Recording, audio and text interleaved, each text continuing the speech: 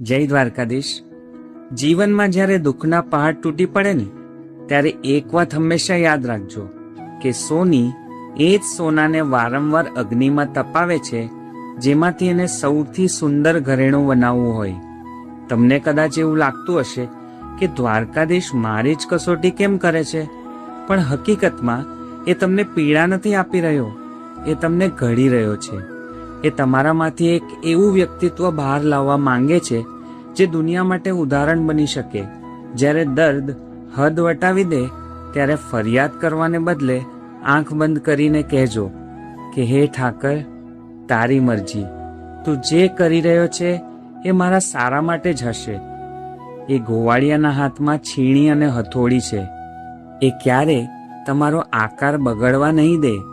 બસ ઘડાતી વખતે હિંમત ના હારતા. થોડીક ધીરજ રાખજો, કાલે તમારું મૂલ્ય અમૂલ્ય થવાનું છે. જય દ્વારકાધીશ. રાધે રાધે.